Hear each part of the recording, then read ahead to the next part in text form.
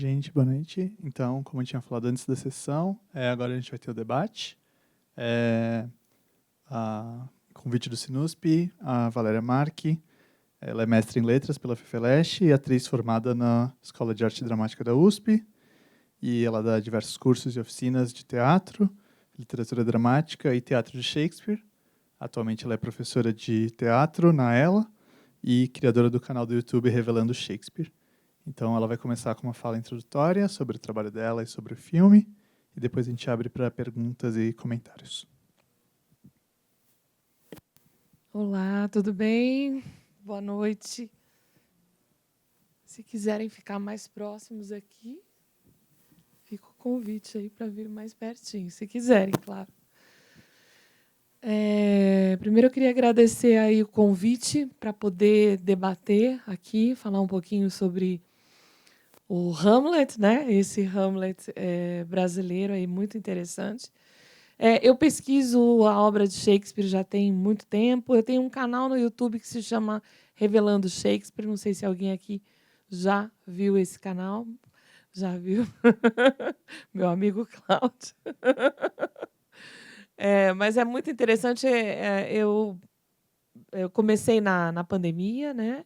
E eu entrevistei uma série de pessoas, desde pesquisadores renomados aqui do Brasil, da obra de Shakespeare, a atores, atrizes, diretores e pessoas também simpatizantes, pessoas que simplesmente queriam descobrir um pouco a obra. A ideia é trazer a obra mais perto do público, né? Aproximar, e a partir de determinadas temáticas a gente vai discutindo. Então tem variados tipos de entrevistas, né? Tem entrevistas mais acadêmicas, tem até entrevistas com o diretor do Shakespeare Institute, lá de Stratford. Algumas, acho que tem umas 5 entrevistas em inglês, o resto é tudo em português. E tem algumas leituras dramáticas também que a gente fez durante a pandemia que ficaram bem legais, assim, bem interessantes. Bom, e aí essa amostra traz uma grande gama de adaptações, né? Eu não sei quem aí já viu alguma outras adaptações.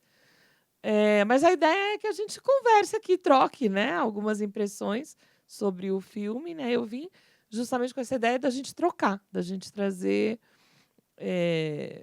alguns questionamentos aí. Não sei se vocês se vocês querem falar alguma coisa, querem perguntar alguma coisa, querem trazer alguma observação a respeito da obra, né, do que vocês acabaram de ver. Todo mundo conhece bem o Hamlet? Como é que é? Como é que vocês... Mais ou menos? O que vocês sentiram aí do filme? Alguém quer falar alguma coisinha para a gente poder começar essa troca? Ele tem um veneno que é todo característico dele ali, que é um veneno do interior, assim, que não é um veneno tão tão evidente. Tem uma coisa de uma jogatina e a coisa da formação de... Ele está sempre muito rodeado, né? Ele tem um certo controle, mas é isso, esse viés cômico, assim, vem muito fortemente, né? Não sei se, assim, quando vem para as nossas realidades, Então, talvez esse é um isso ponto. tenha essa refração, né? Um raio, essa ideia da refração, quando muda de ambiente. Eu acho que isso é uma coisa que a gente pode até pensar se isso também não é um... Se esse reverberar do cômico não está também no nosso imaginário.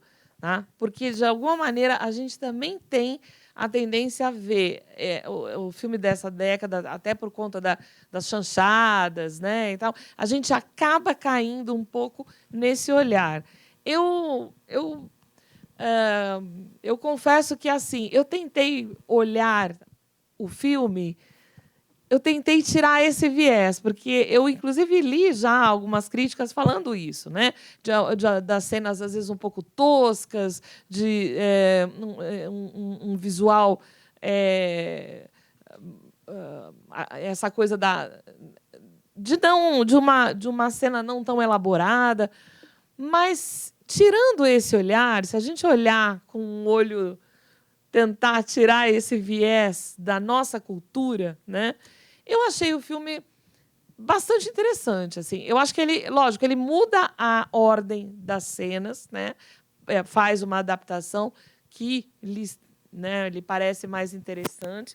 E eu acho que ele tem uma fotografia bonita. Todas as cenas elas são preenchidas, as imagens são preenchidas de maneira muito interessante. Elas têm texturas, elas compõem de uma maneira muito legal.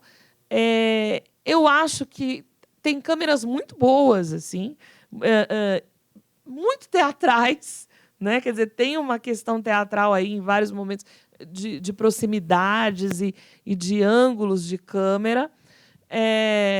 Acho bastante interessante, por exemplo, a Ofélia e o Laertes serem dois personagens negros, né? E aí você aí tem outras camadas de leituras aí da própria estrutura da fazenda, a estrutura estrutura hierárquica mesmo, né? Das relações entre todos os personagens. Você pensando... Aí tem uma hora que aparece, né, 1922, acho que numa das cartas aparece a data de 22, então aí você já entende mais ou menos aonde é que se está. Porque até essa hora que eu li 22, parecia uma coisa meio mesclada, né? De coisa antiga com ao mesmo tempo com uma coisa da década de 70, né? O filme é de 70, né, de 1970, e aí a gente tem essa estética... esse preto e branco, essa estética aí do que lembra um pouco essa coisa do cinema novo. Então, eu acho que essa mescla de coisas ela é muito rica, né? A gente percebe na adaptação que ele tem praticamente todos os personagens da peça, né? Desde Rosencrantz e Guildenstern, né? Que são os amigos que vão levar a carta, até o tempo que o Hamlet passa fora e que, no texto original, ele vai para um navio pirata, é até atacado por piratas, aí tem toda uma série de aventuras, vamos dizer assim, né? E aí quem acaba sendo morto é o Rosencrantz e Guildenstern e não ele, né? Que ele troca as cartas. Então, eu acho que assim tem basicamente todos as estruturas aí todos os personagens e a estrutura da peça toda alternada, né? Ele estende o casamento da mãe, né? Que é bem mais rápido do que se coloca aqui. Mas eu acho que assim tem uma linguagem muito legal. Eu não vim para falar do filme em si, né? Porque a minha experiência é de Shakespeare, mas eu gostei muito do filme. Achei o filme bastante interessante e não tive essa visão do cômico, sabe? E fiquei pensando justamente sobre isso. Se a gente não tem um pouco de uma coisa enraizada na nossa cultura. Porque se você pegasse e falasse que esse filme, vamos dizer assim, a gente só mudasse o diretor. Então, vamos ver Wim Wenders, entendeu? Você vai começar a ver de uma outra maneira, entende? Eu acho que a gente tem um pouco o Tarkovsky. Se você falar assim, se é um filme de Tarkovsky, você vai ver diferente, entendeu? Então, eu acho que a gente tem um pouco essa visão poluída sobre nós mesmos e sobre qualquer coisa, entendeu? Então, o filme, quando você fala essa coisa da graphic novel, eu acho que tem muito, porque ele acelera em vários momentos, né? Teve até momentos que eu achei que poderia ser mais lento, que poderia ser mais... mas aí já é viagem minha, porque acho que se fosse lento demais... para a dinâmica do filme não funcionaria. Mas se fosse lento, bem mais lento, cairia num Tarkovsky. Entendeu? Então, eu acho que ele tem essa... Tem hora que realmente é meio brusco a mudança, né? Agora, é um filme que... se você tem a referência da peça, você aproveita bastante, entendeu? Porque você vê os detalhes, né, do filme, né? Eu não falei no começo também, eu estava em cartaz até semana retrasada com um espetáculo chamado Hamlet Ex Machina, que estava em cartaz no Teatro de Arena. E esse espetáculo é baseado no Hamlet Machine, do Rainer Miller, que pega o Hamlet do Shakespeare e faz uma hipersíntese de 9 páginas, louquíssima. Ele fez esse texto nos anos 70, então ele faz toda uma crítica ao mundo consumista, ao capitalismo, ao fascismo. E a gente fez uma adaptação que mesclava cenas do original e cenas do Miller em diálogo com o Brasil nosso aqui, do pós-golpe, né? A peça tinha estreado em 2017, depois ela ficou em cartaz até a pandemia, e parou e voltou agora. Então, quando você faz essa releitura, quer dizer, no caso do espetáculo que eu estava fazendo, também tinha um diálogo com o Brasil, mas aí era um diálogo, né? Aqui é uma adaptação, você muda a ambientação, você traz para uma outra realidade, você traz para um Brasil interiorano, que é meio interiorano, mas também é meio faroeste, né? Porque tem vários elementos também, né? As armas e até uma coisa caricata de faroeste, né? Você também tem as lutas, né? O Davi Cardoso, que estava no auge, né? Despontando. Isso eu achei engraçado. Assim, ele é o único que a roupa rasga, né? Então você tem um pouco esse uso do corpo mesmo do ator, entendeu? Que era famoso, que estava no auge, entendeu? Então tem um pouco essa coisa também, né? De você adaptar e utilizar esses elementos, né? Aproveitar esses elementos, né? Mas, enfim, quem mais? Quem mais gostaria de falar alguma coisa? Que é do roubo do teatro. É uma conferência que o Sartre me diz assim que tem um roubo do teatro, tem um roubo da burguesia sobre o teatro. Ele diz isso. Ele vai falar que quando você vê o Shakespeare e você vê as plateias, o Global Theatre, ali você tinha várias camadas de pessoas, né? Desde do campesino até o comerciante. Você tinha uma outra democracia no sentido de assistir a peça de teatro. E com essa mudança da modernidade, a questão da burguesia, ele vai colocar o Sartre que se existe um sequestro, no mínimo, no sentido de que as pessoas começam a sair dali e falar daquilo como um capital cultural, do tipo... eu assisto e eu comento sobre tais peças, eu conheço tais diretores e eu sei falar sobre tais estéticas, porque isso agora participa de um mundo mais privado, mais fechado, onde nós não segregamos as pessoas. O dinheiro faz isso por nós, a possibilidade de ter o acesso ao teatro. Na verdade, tem até uma outra questão. A própria tradução, as traduções foram afastando o texto da grande maioria, né? Você vê que ele usa, aqui no filme, ele usa a tradução do Péricles da Cunha, né? Que é uma tradução bem rebuscada, né? Bem difícil, né? Da gente entender todas as coisas que estão escritas. As traduções afastaram, sim. E quando você fala que o Shakespeare, no texto do Shakespeare, na dinâmica do verso, do pentâmetro iâmbico, que né, ele usava o pentâmetro iâmbico, que a gente não tem uma associação muito clara no português, né, mas eles dizem que em inglês o pentâmetro iâmbico ele soa como a batida do coração, entendeu? Então eles fazem até né, fala assim, didan, didan, didan, didan, que o verso soa como a batida do coração. O Shakespeare, no texto dele, ele tem variadas tipos de linguagem. Então, tem momento que é muito rebuscado, tem momento que é fala direta, tem momento que é poesia, tem momento que é... Dependendo do personagem, dependendo de, né, quem está falando e a circunstância, ele altera a linguagem, né?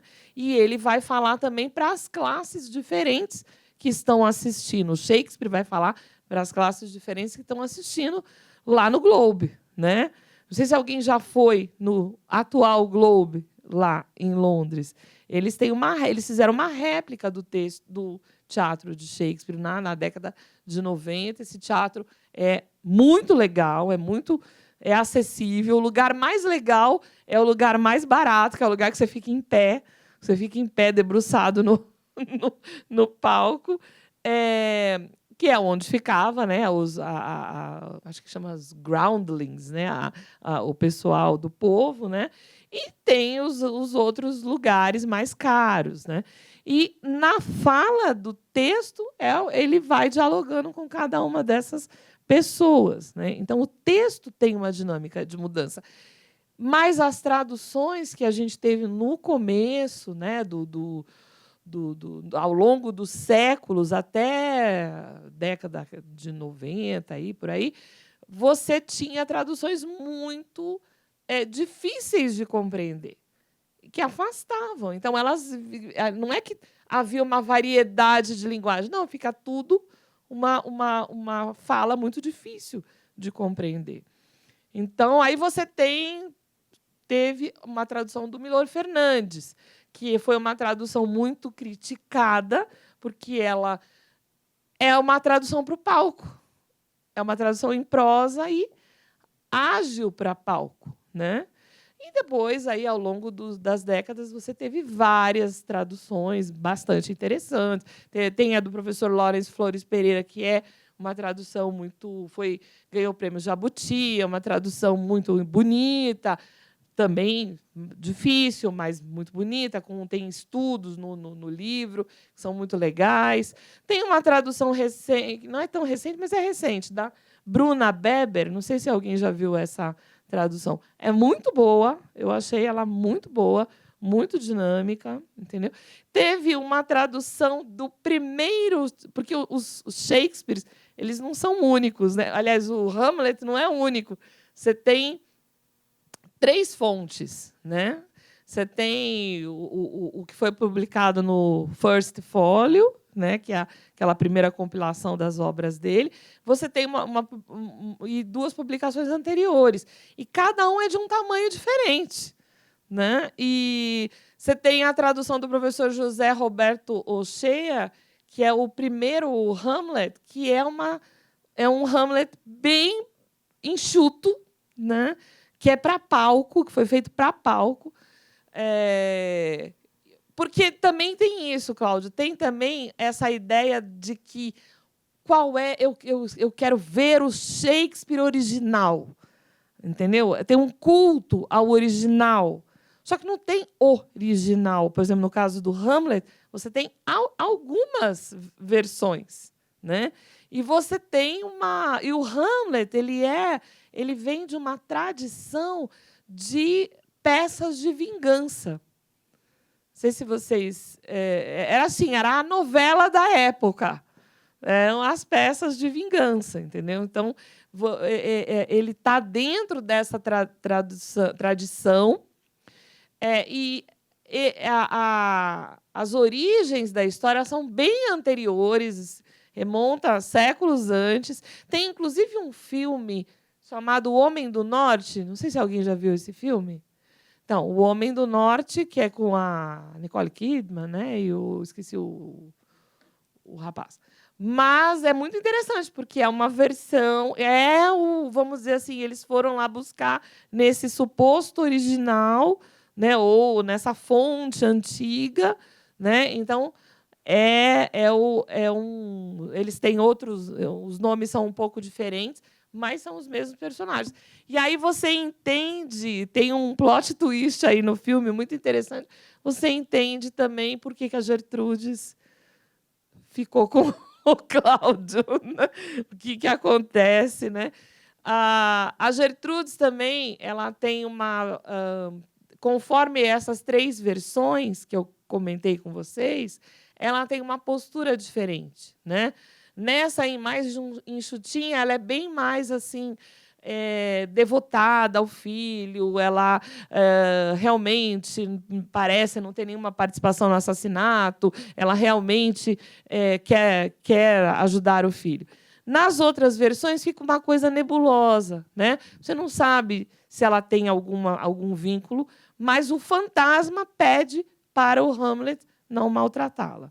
Então, a gente entende que talvez possa ter tido algum relacionamento com o Cláudio anterior, mas não um vínculo com o assassinato, né?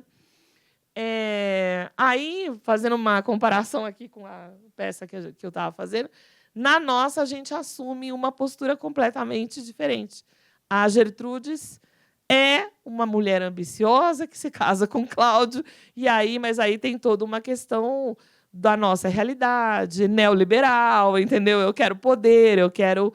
Aí a gente muda essa ideia, né? Assume esse outro lado.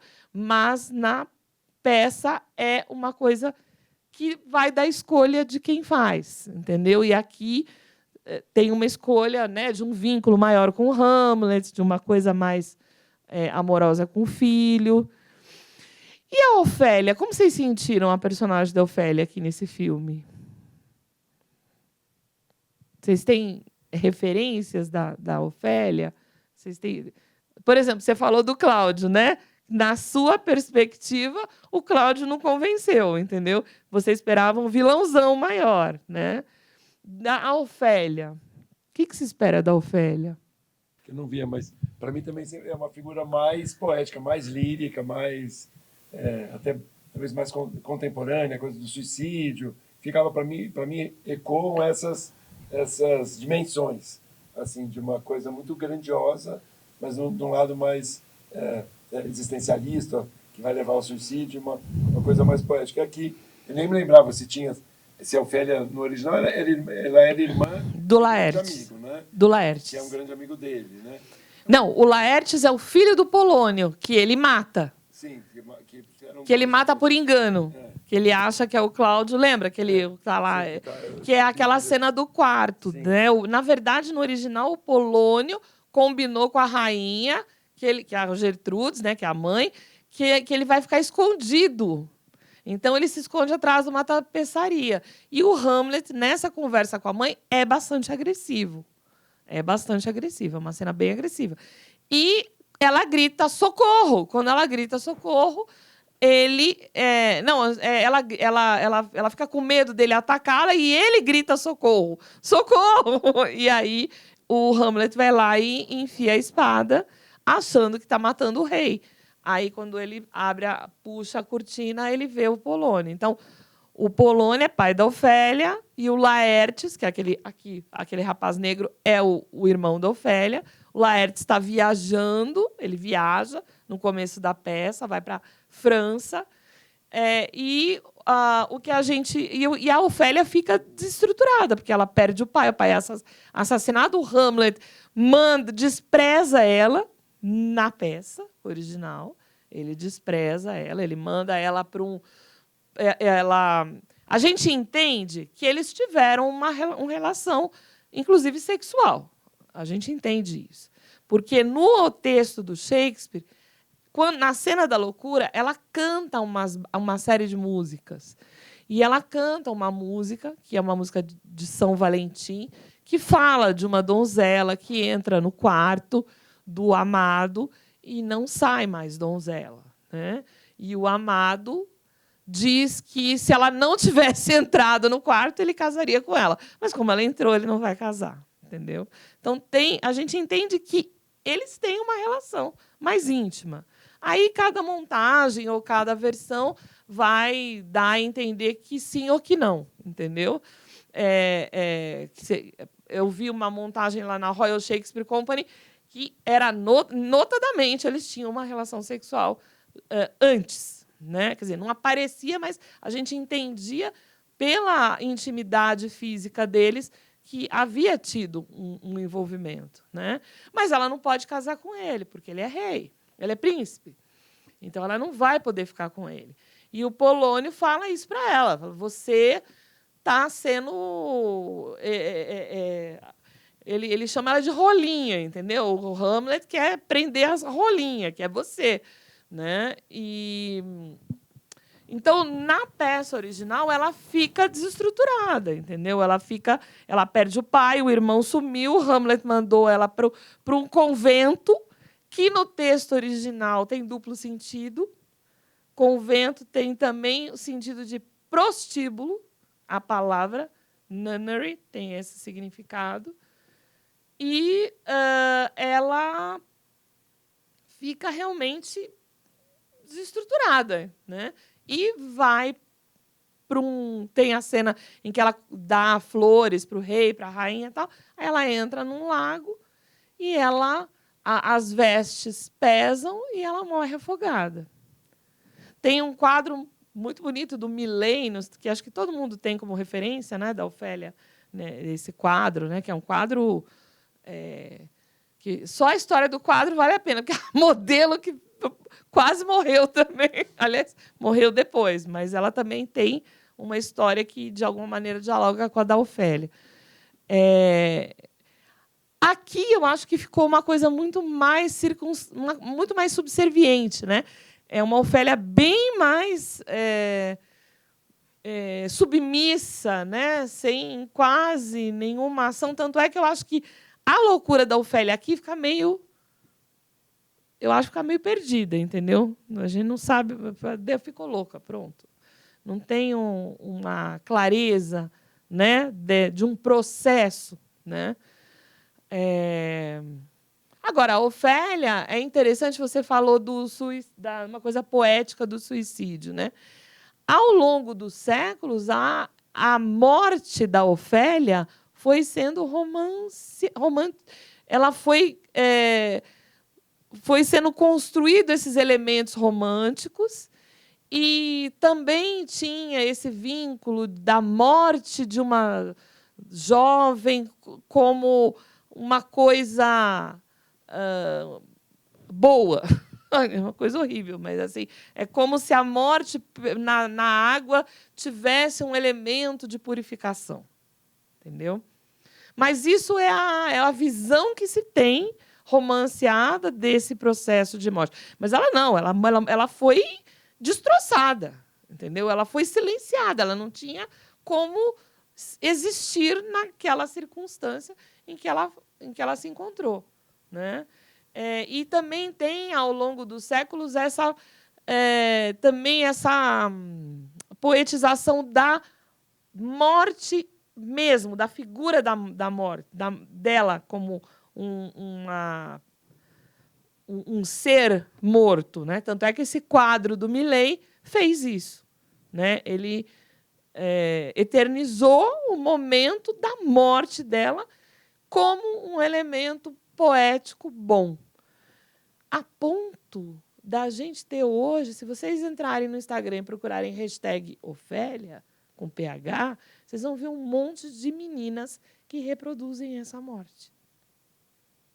Entendeu? Isso é complicado, né? Porque são mulheres reproduzindo a morte de uma mulher que morreu sem voz, sem existência, né? Então, assim, são camadas de leituras, entendeu? Para a gente poder, né, jogar um pouquinho ali, um pouquinho aí. Uma obra é um monte de coisa, né? Uma obra não é só aquilo que a pessoa fez, mas é tudo aquilo que reverbera ao longo dos séculos. E, no caso dessa obra, é a obra mais pesquisada, estudada, escrita depois da Bíblia, né? Vocês sabem disso, né? É Bíblia e Hamlet. Então, o mundo já falou dessa obra, né? Então, acho que assim... Eu acho que eu gostei bastante do filme. Eu gostei bastante. Acho que é uma versão interessante. Eu acho que, inclusive, esteticamente interessante. E também levanta essa reflexão sobre a nossa própria cultura, entendeu? Sobre o nosso próprio processo de digerir e né, esse processo antropofágico, né, de você digerir uma obra e devolver dentro da sua própria realidade, né? Eu acho muito legal, achei muito interessante. Claro, uma coisa ou outra a gente pode criticar. Agora, eu acho até que parece que tem muitos não atores nesse elenco. E tem um ou outro ator, né, que a gente até um ou outro a gente reconhece, mas e muitos desconhecidos. Mas eu acho que mesmo assim tem um jogo de câmera, tem uma dinâmica aí muito poderosa, eu acho, muito interessante, né? Enfim. Mais alguém quer falar mais alguma coisa?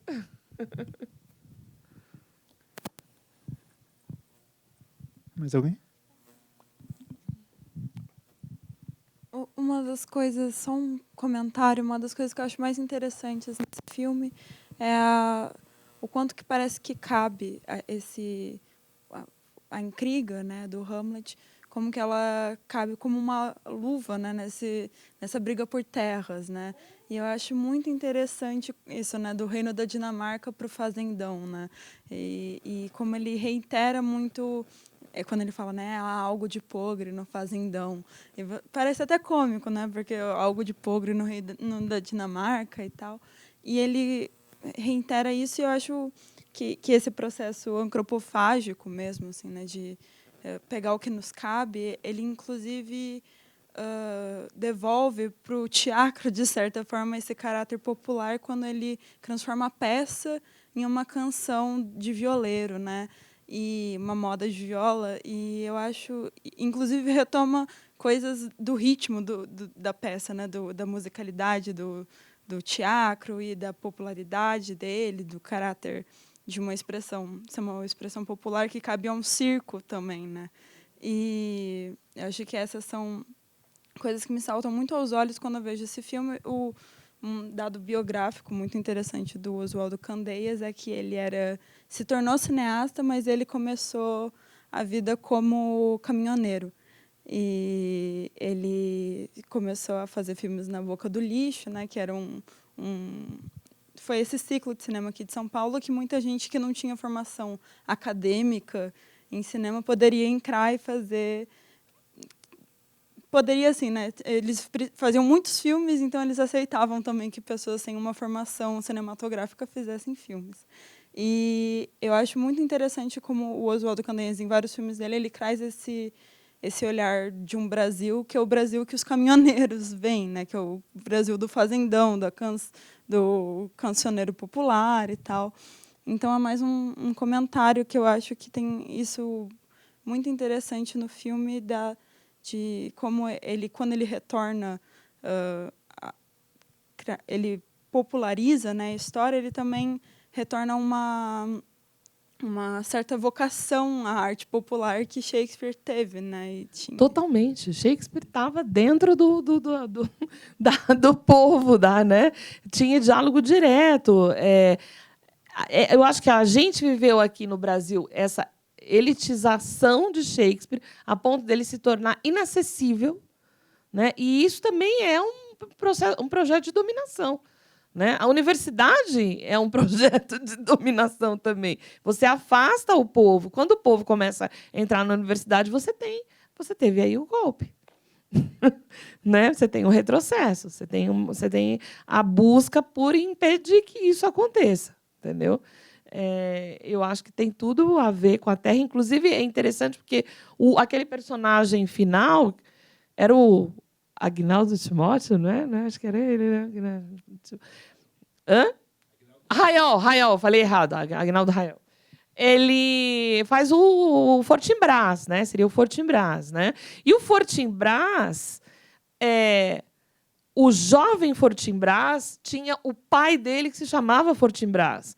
E o pai do Hamlet, que também se chamava Hamlet. E o pai do Hamlet roubou as terras do pai do Fortinbras. Entendeu? Então, quando o Fortinbras volta, ele volta para retomar as terras dele, que o pai do Hamlet roubou, usurpou. Então, só que aqui não, aqui ele opta por dizer que as terras vão ficar a quem vive nela, para quem vive nela, né? Aí subvertendo, aí trazendo a nossa realidade, as nossas questões de terra aqui, que são seculares, né? A briga por terra aqui é, infelizmente, secular. Então, tem um diálogo totalmente direto. E o circo, né, que é o teatro dentro do teatro, que tem na peça do Shakespeare. Né? Não sei se todo mundo lembra, mas como ele fica em dúvida, porque ele ouve de um fantasma. Então, ele fica em dúvida se o fantasma era o pai dele mesmo ou era o diabo. Entendeu? Então, ele resolve usar do teatro. Tem uma trupe de atores que chega na corte e ele resolve fazer uma peça de teatro que se chamava O Assassinato de Gonzaga, e ele muda para A Ratoeira. Aí ele faz uma encenação da morte do pai. Então, o Cláudio, quando vê aquilo, fica afetado. Né? E manda parar a encenação. Fala, para tudo. Entendeu? E aí ele entende que o Cláudio matou realmente o pai dele, né? Mas antes do teatro começar, ele fala com os atores, ele fala que os atores são a crônica de seu tempo, né? Ele instiga os atores como se deve interpretar, né? Então ele fala ajuste a palavra ao gesto, o gesto à palavra, entendeu? Ele faz toda uma série de orientações para os atores, né? Falando sobre o teatro e sobre a realidade da Inglaterra daquele momento, entendeu? Então, é o teatro dentro do teatro, é muito legal isso. E aqui é o circo, que é a referência maior que tem no interior, nos interiores, né? Tinha muita gente que fugia com o circo, não é? E embora com o circo. Eu conheço pessoas que foram embora com o circo porque queriam outra vida, né? Longe daquela estrutura mais difícil, né? Enfim, tem diálogo, gente, tem diálogo. Tem muito diálogo com o nosso tempo. Tem uma pesquisadora chamada Marjorie Garber, ela fala o seguinte: cada época cria o seu próprio Shakespeare. Porque ele tem diálogo com... Bom, vocês estão fazendo uma mostra incrível. Tem diálogo com todas as culturas. Todas as culturas. Né? Já deu o horário? Tem mais alguma pergunta? Alguém quer fazer mais um comentário?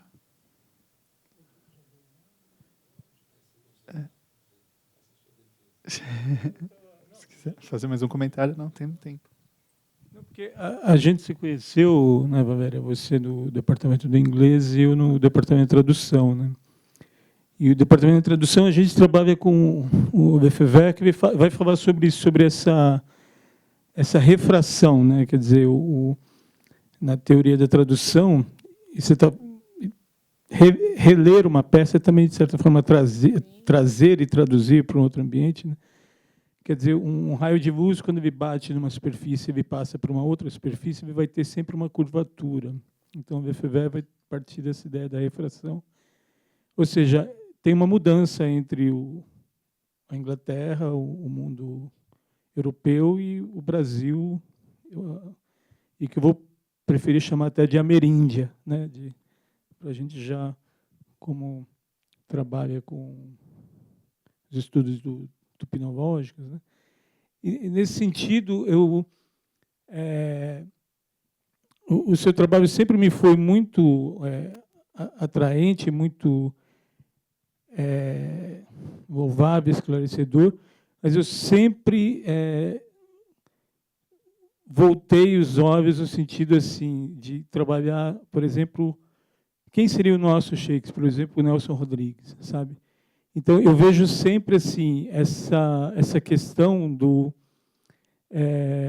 olhar para fora para saber como se comportar aqui dentro e quando a gente começa a pensar o contrário, a gente vê como a gente se comporta aqui dentro. Por exemplo, essa cena da antropofagia que ela apontou muito bem, ela é primorosa, porque ali você tem na viola, né, um momento antropofágico. O filme ele não é todo antropofágico, né? Ele tem esse momento antropofágico. O filme é de releitura. Mas você tem esse momento antropofágico, que é exatamente o oposto do que a gente vive, via de regra, né? Do sertanejo, da ligação com o agronegócio, da ligação com a extrema-direita, no sentido de dinheiro mesmo, para que nossa cultura popular, para que, quando a gente pensa em radicalizar, no sentido de, não pejorativo, mas no sentido de ir para a raiz das questões, né, a gente pensar que ela apontou novamente, dessa disputa por terras, né, de como a gente, por exemplo, quando a gente pensa a Ofélia ali, não acho que é por acaso, eu acho que tem uma situação, a questão dela ser negra, a questão dela, do próprio pai dizer, olha assim, ó, não é gente, entendeu, que vai ter os olhos sobre a gente, né? E aí, quando a gente começa a pensar toda a questão das terras, né, do tipo o espaço quilombola ou o espaço indígena, né? E então, assim, a primeira vez que esse filme já passou aqui, eu bati palmas e me vi sozinho na plateia, porque são tantas releituras, né? Mas parece assim, como é nosso, sabe, não pode ser brilhante. Como é nosso, como é Nelson Rodrigues, sabe, não pode ser genial, sabe? Essa questão, assim, de como você começa a pensar o contrário, sabe? Então, assim, a minha aproximação com o seu trabalho sempre foi nesse sentido, de aproximações e afastamentos, exatamente por isso, assim, porque a antropofagia ela vai pensar essa outra coisa, do tipo, nós temos talento e a gente sabe fazer, né? E esse momento da viola eu acho brilhante no filme, acho brilhante. E, para as suas considerações finais, por favor. Não, e acho que o filme ele é bonito esteticamente. Ele é bonito. Ele tem imagens muito... As texturas das imagens são muito bonitas, né? Eu acho que se a gente rever o filme com esse olhar, entendeu? Mais não é generoso, mas é mais... porque a gente tem um olhar mais aberto quando é o outro, quando é o estrangeiro, entendeu? Esse filme é muito bom. Né? Tem uma coisinha ou outra, tecnicamente? Tem, mas aí é tecnicamente. Pode alargar um pouquinho uma cena, tinha lá algumas coisas lá, aqueles rabiscos, aquelas coisas que apareciam, porque aí também é o tempo do filme, né? 1970. Mas eu achei muito interessante, muito, muito legal. Né? Tão interessante quanto outra coisa. Por exemplo, eu até perguntei para ele da Última Tempestade. Né? Não sei se vocês viram A Última Tempestade, do Peter Greenaway.